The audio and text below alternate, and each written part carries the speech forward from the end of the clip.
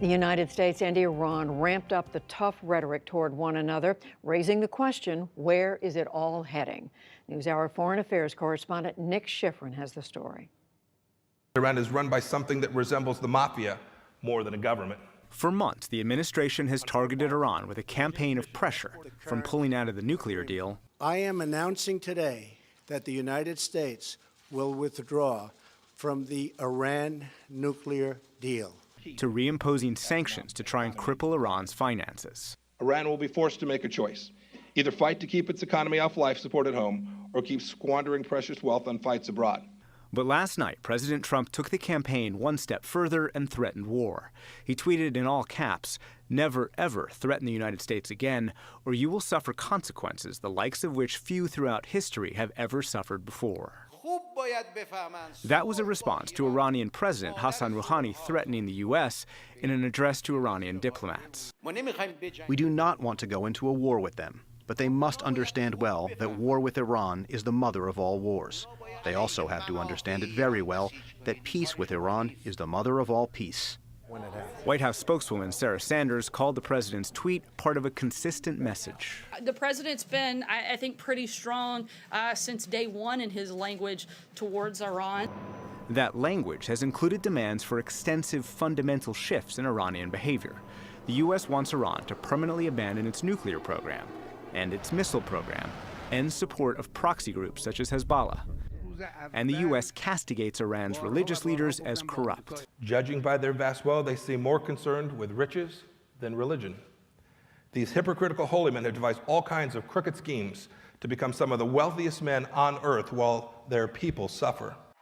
Yesterday, Secretary of State Mike Pompeo arrived to a clapping crowd at the Ronald Reagan Presidential Foundation. He said the U.S., quote, supports anti-government protesters who've called for the overthrow of the Iranian regime, just as senior U.S. officials have before they joined the administration. The proud Iranian people are not staying silent about their government's many abuses. And the United States, under President Trump, will not stay silent either.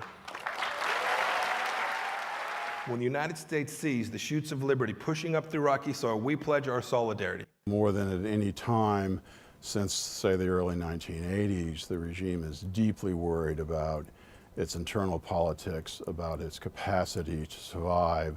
Ruel Marc Gerecht is a former CIA officer and now a senior fellow at the Foundation for Defense of Democracies. He says the pressure campaign is working. Companies that invested in Iran, such as European aircraft manufacturer Airbus, French oil company Total, and French automaker Peugeot, have all pulled out. Since late last year, the Iranian rial has lost half its value. And this year, Iranians have demonstrated against corruption in economic policies and demanded regime reform. Its Achilles heel is the internal politics, that you've got both weakness at the top, you have major divisions at the top, and it's obvious that a substantial number of people down below have had it with many aspects of the Islamic Republic.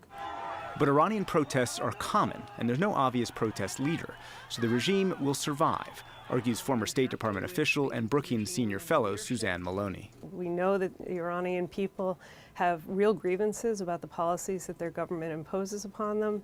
What we don't yet see is a collapse of the capabilities of the current system, the capabilities to repress, the capabilities to muddle through and mitigate economic crises, the capabilities to skillfully manage the diplomatic environment that they're in.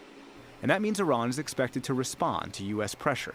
It's threatened to disrupt oil shipments and use its proxies. And with both sides' rhetoric ramping up, that could increase the chances of a conflict and could reduce the chances Iran changes its behavior.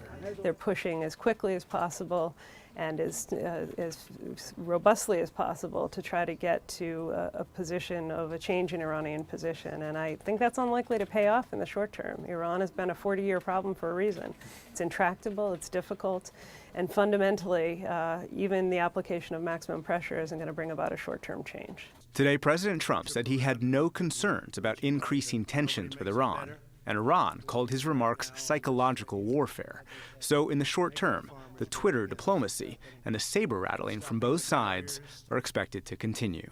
For the PBS NewsHour, I'm Nick Schifrin.